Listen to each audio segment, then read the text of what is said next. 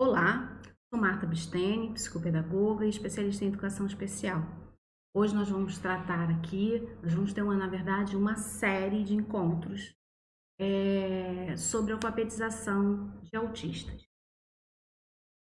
Eu queria deixar assim bem claro que essa visão que a gente vai abordar é uma visão escolar, não é uma visão terapêutica.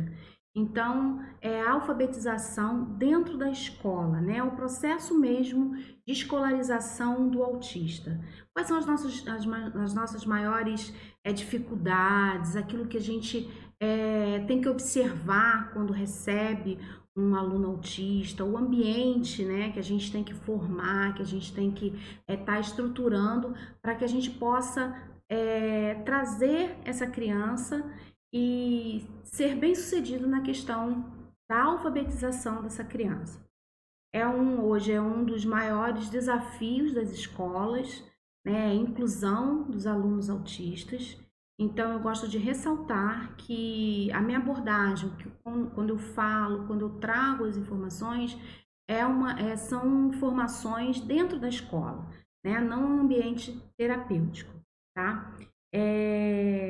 Então, a gente vai começar vendo aí alguns pontos, né, iniciais, o que é importante para a gente receber esse aluno. Nesses nossos encontros, eu não vou falar especificamente de diagnóstico ou de características do autismo, né? Alguns comportamentos. Eu vou já direto para a questão da intervenção escolar mesmo da criança, do aluno com autismo. Então, o primeiro ponto que a gente vai ver são elementos para alfabetização, né? O que eu tenho que observar? Como que é? Quais são os elementos que eu preciso ter para começar um processo de alfabetização? Em primeiro lugar, o objetivo do ensino, né, da recepção desse aluno na educação inclusiva, são 3 pontos que são observados dentro da Política Nacional de Educação Especial na perspectiva da educação inclusiva, né, que é o acesso, a permanência e o aprendizado. Esses 3 objetivos são fundamentais para que ocorra a inclusão do aluno autista, né? Então, é o acesso à escola, a escolarização, é a permanência, né? O tempo mesmo, e a gente está falando de permanência, de estar na educação, de estar na escola, de participar das aulas, de estar na sala de aula. Então, é a permanência do aluno no ambiente escolar e, consecutivamente, o aprendizado. O segundo ponto é a avaliação. Principais propósitos da avaliação. Por que eu avalio? Por que é necessário a avaliação? A partir do momento que o autista ingressa na escola, né, na sua matrícula, e a matrícula do AEE, quais são os pontos importantes na minha avaliação? Como que eu vou avaliar essa criança? Por que avaliar, né? E para que avaliar? Então, a gente vai ver alguns pontos aí que são primordiais, né? Que é o propósito em si da avaliação. O primeiro ponto é a identificação das necessidades educacionais dessa criança. Qual é o nível de autismo que ela tem? Ela está sendo estimulada já por terapeutas, ela está frequentando as terapias, né? Ela tem uma equipe multidisciplinar que a acompanha fora da escola, ela está sendo acompanhada por esses profissionais. Então, isso é importante que eu saiba, né? Importante que eu tenha consciência do nível do autismo que essa criança tem e se ela já está sendo acompanhada fora da escola. E qual as abordagens, né, que a família escolheu para essa criança. Ah, Marta, mas a realidade da minha escola é uma realidade diferente. Lá as pessoas são muito humildes, elas não têm acesso a essa equipe, né, multidisciplinar. Não tem problema, né? Quer dizer, tem problema, mas a gente vai ter que resolver isso aí, né? Então a gente vai ter um outro olhar para essa criança, dentro, então, da compreensão da necessidade educacional dessas crianças. Levantamento das habilidades. Nenhum ser humano é composto só de necessidades. Ele também tem a sua parte de potencialidades. Então, eu tenho que fazer esse rastreamento. Eu tenho que saber quais são as potencialidades dessa criança, as habilidades que ela tem, né? Os interesses dela. Então, para que eu possa invocar aí, através dessas potencialidades, chegar a um trabalho das necessidades. O planejamento de intervenções, que está diretamente ligado a esses dois critérios acima, né? O levantamento de habilidades e as dificuldades dessa criança. Grau de envolvimento nas tarefas. Eu preciso compreender qual é o tempo de atenção dessa criança, qual é o tempo de interação dela com a atividade, o envolvimento dessa criança com as tarefas propostas. E aí, tarefa, gente, a gente vai compreender o termo tarefa como toda a ação, né, dentro da vida diária da criança. Como é o envolvimento dela em ir ao banheiro, em se alimentar, em atender um chamado, em executar uma função, né, um comando. Então, tarefa aí, ela é muito mais do que atividade, tá? Atividade em papel ou alguma coisa assim, a gente pode compreender como sinônimos, mas não são, tá? Essas tarefas é algo amplo. Tá? As atividades da escola estão embutidas aí dentro dessas tarefas. Então, tarefa aí é a ação do indivíduo, a prática do indivíduo ao longo aí de tarefas mesmo da vida diária dele. O próximo item que a gente vai falar é o nível verbal. É importante que eu compreenda qual é o nível, qual é a qualidade da verbalização do meu aluno, né? Ele é verbal? Ele é não verbal? Ele é verbal, mas ele tem acentuada ecolalia, a ecolalia dele é imediata, a ecolalia dele é tardia. Como está a qualidade da verbalização do meu aluno? Então, é um ponto importantíssimo que a gente tem que avaliar, a gente tem que ter conhecimento. Geralmente, quando a criança ela tem um acompanhamento de uma fono, você pode pedir aí um relatório da fono para que ela possa te ajudar nessa questão do nível verbal dessa criança. Ela é não verbal, ela não fala. Então, o meu aluno, ele não fala, ele não se comunica através da fala. Então, eu vou ter que tomar outras posturas, eu vou ter que pensar em outro trabalho para a questão do aluno, né?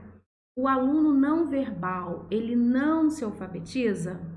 A gente tem que pensar nisso também. A gente vai falar um pouquinho mais à frente sobre essa questão, que é uma dúvida muito grande, é um questionamento que as pessoas fazem, os professores regulares fazem muito. Poxa, mas ele é não verbal, como que eu vou alfabetizar uma criança não verbal? Então, a gente vai falar um pouquinho sobre isso mais à frente. Nível de compreensão de comandos e resolução de problemas. Por que eu coloquei esse item aqui? Esse item aqui, a gente poderia estar aqui falando dele no grau de envolvimento da tarefa, né? Então, a criança, ela tem, dá para a gente avaliar, percebendo aí o envolvimento da criança nas tarefas, dá para a gente avaliar o nível de compreensão de comandos e resolução de problemas. Mas como a gente está dentro da escola, como a gente está focando aqui o nosso bate-papo na questão da alfabetização, eu coloquei esse item aqui para que a gente possa falar um pouco mais aprofundado sobre ele.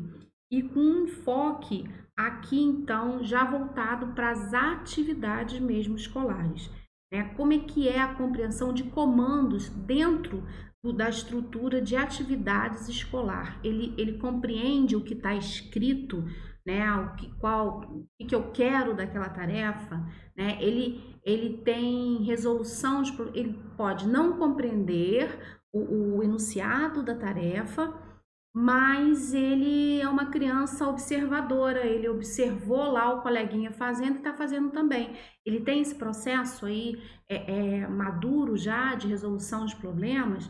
Então, eu coloquei esse nível de compreensão aqui de comandos e resolução de problemas é, bem específico na questão das tarefas mesmo, dos exercícios propostos a essa criança. Então, na hora que eu aplico um exercício para essa criança, na hora que ela está na sala de aula, participando da aula, como é que é o comportamento dela, da compreensão dos comandos da tarefa e da resolução de problemas. Então, é bem específico mesmo.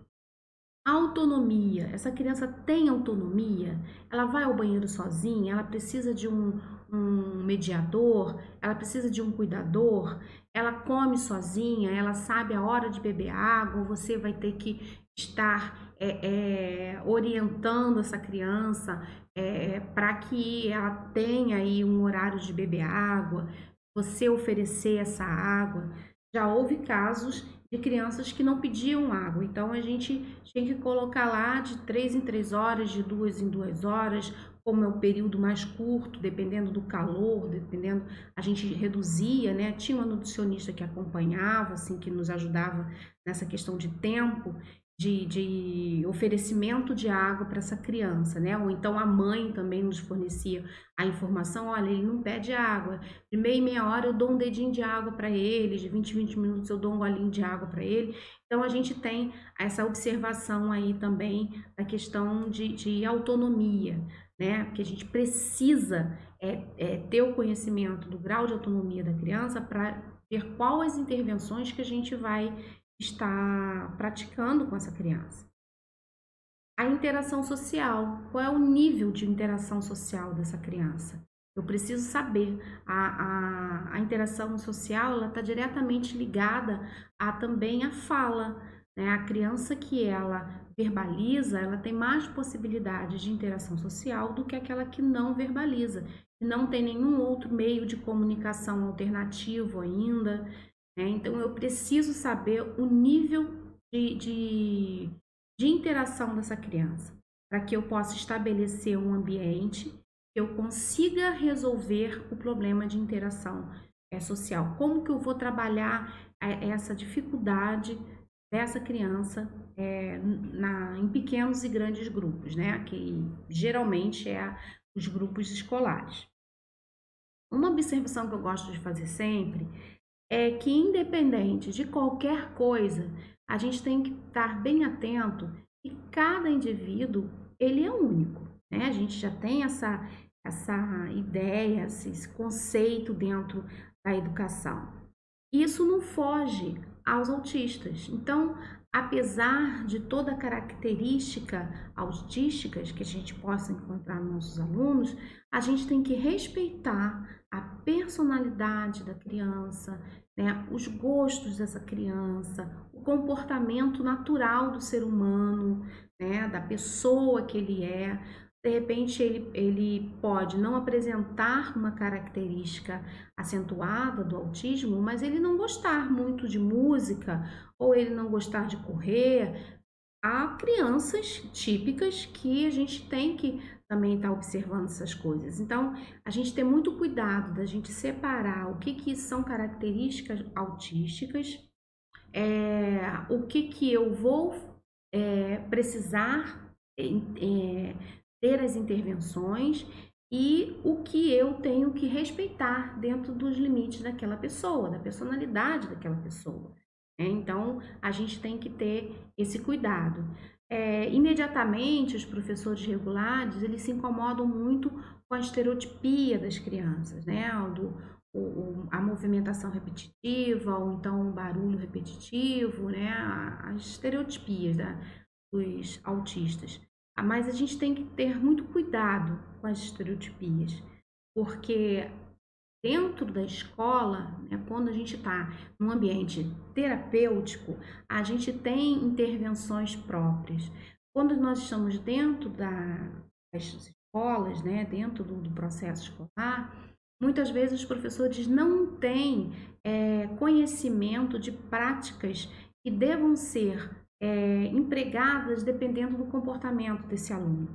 Então, a gente tem que ter muito cuidado com isso, para que a gente não haja com esse aluno de modo que venha trazer alguns prejuízos psicológicos nessa criança, que é uma criança, independente de ser autista. Então, a gente dentro da escola, a gente tem que ter muito cuidado. Por quê? Porque nós temos um problema muito sério nas escolas brasileiras. Nós temos... nos falta um apoio técnico, nos falta conhecimento mais técnico para que a gente possa receber essas crianças, né? A gente é uma das maiores queixas aí dos professores. Então a gente tem que ter muito cuidado com as nossas intervenções. Então a gente tem que estudar muito, a gente tem que ler muito, saber que aquela criança, apesar de ser autista, é uma criança e ela também tem todos os pontos, né, que a gente tem que ter cuidado. Com uma criança típica, a gente também tem que ter cuidado com uma criança autista. Vamos para o próximo. O PEI, a partir do momento que a gente já tem aí a ideia de acesso, de permanência e de aprendizado, a gente já fez toda essa avaliação, é importante então que a gente monte o plano educacional individualizado. Eu não vou entrar me aprofundar nessa questão do PEI, né, porque não é a proposta aqui, eu só estou passando aqui para a gente poder chegar lá nas atividades. Então, eu não vou me aprofundar, mas eu achei uma definição aqui bem bacana e vai dar para a gente poder conversar em cima dessa definição. Então, aqui, o que é PEI? É um programa elaborado para cada criança. Então, em primeiro ponto, o PEI, ele não é coletivo, ele é individualizado, como diz o seu nome, né? Então, eu não tenho como pegar um PEI que eu montei para uma criança e colocar para uma outra criança e nem copiar um do outro. Tem que ter um olhar específico, um olhar único. Então, o PEI é esse documento. É o documento que vai me dar suporte de trabalho individualizado com aquele autista. É desenvolvido interdisciplinarmente. Eu não posso pensar o PEI só como um documento para uma área, propostas para uma área, objetivos para uma área. Eu preciso ter a compreensão que o PEI ele é interdisciplinar. Ele tem que perpassar por todas ao processo de alfabetização. Eu tenho que pensar na matemática, eu tenho que pensar aí no desenvolvimento motor da criança, eu tenho que pensar em várias áreas para atuação, para intervenção no autista, do aluno autista. Estabelecer metas e objetivos. Então, o PEI, ele não é só um registro do que eu vou fazer, ele também é um registro de metas e objetivos. Eu preciso dizer por onde eu quero passar e aonde eu quero chegar. Então, o PEI, ele me dá esse suporte. Eu vou relatar, eu vou escrever, vou registrar o caminho e o objetivo.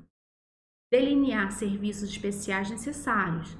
O meu aluno precisa de um cuidador, ele precisa de um mediador, ele não tem autonomia, ele precisa de alguém para que auxilie ele dentro da sala de aula. Então, esse delinear serviços especiais é indicar mesmo um caminho aí de outros profissionais, né? O acesso a outros profissionais, seja psicólogo, fono, né? Às vezes a gente recebe uma criança e começa um processo de avaliação dentro da escola. E aí a gente não pode fechar um diagnóstico sozinha. Então a gente precisa de um suporte. O professor de AE, o professor regular, ele é só um indicador, né? Ó, tem algum problema aqui e eu preciso de ajuda. Então, a gente sinaliza e a gente vai buscando aí informações e agregando conhecimento de outros profissionais para que a gente tenha as respostas específicas e no final gera então um diagnóstico. Orientando a forma de escolarização mais adequada.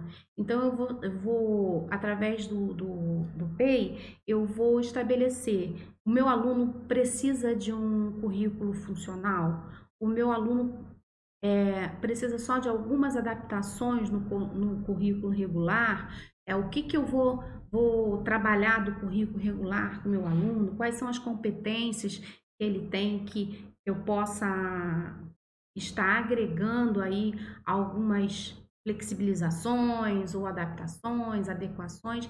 Então, a gente precisa ter esse conhecimento aí. Qual a forma de escolarização dessa criança? Qual a metodologia, qual a abordagem, como que eu vou construir a escolarização dessa criança. Bem como os procedimentos de avaliação, desempenho e controle do mesmo. Então, a avaliação, essa avaliação ela passa pelo aluno, ela passa por uma autoavaliação dos profissionais que estão assessorando essa criança, estão atendendo essa criança, e a avaliação do próprio PEI. Então, eu preciso ter um conjunto de avaliações para que eu possa olhar para o meu PEI e falar, aqui eu alcancei, esse ponto aqui eu não alcancei, aqui eu não alcancei, por que eu não alcancei? Então, a avaliação é todo um processo. É a criança, é o profissional e também as minhas metas. Então, é todo um processo de avaliação, desempenho e controle do mesmo PEI, né? O mesmo aí seria o próprio documento, porque ele vai estar me dando as informações que eu preciso para continuar ou então retroceder aí, parar, pensar, mudar minhas estratégias, né? Que às vezes a gente tem que parar para poder recuar um pouquinho para poder avançar também. Então, eu vou fazer toda essa avaliação através aí da leitura e da observação dos meus registros de atendimento com o meu aluno. Quarto ponto, a adaptação.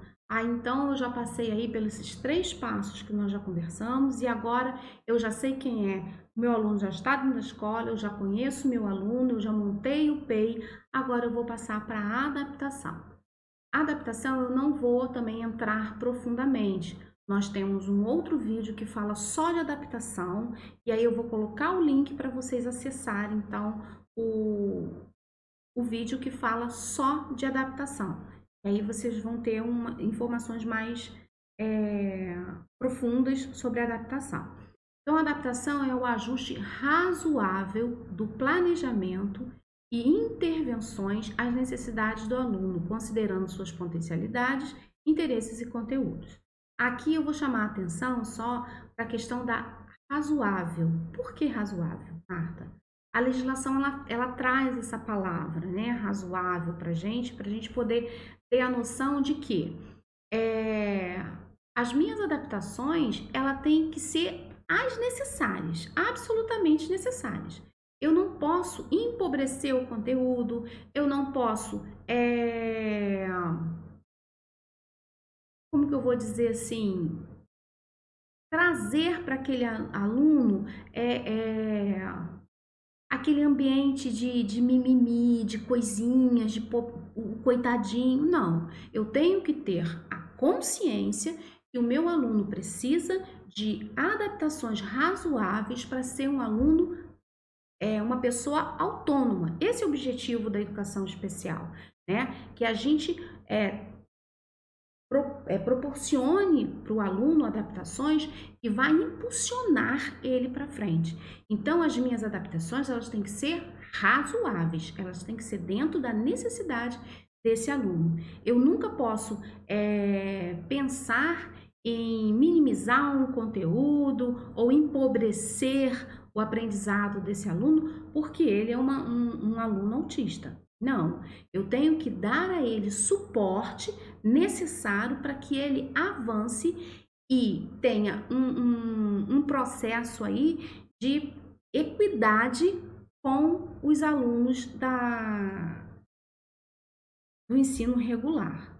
Então, essa palavra razoável, ela nos traz muitas direções e limites também das nossas ações. Então, é necessário que a gente entenda que o aluno que vem para o AEE, né, seja ele autista ou não, no caso aqui nós estamos falando de autista, ele tem que ter um suporte técnico adequado, razoável, que engrandeça, que facilite a autonomia dele diante do processo de alfabetização. Então, esses 4 pontos são os nossos primeiros 4 pontos aí que resume nossa primeira aula, né? A gente vai agora passar para o nosso segundo encontro, semana que vem. Eu já vou adiantar aqui o tema para vocês. E espero que vocês tenham gostado. Se cadastre no nosso canal, deixe comentários, perguntas, tá? Dúvidas.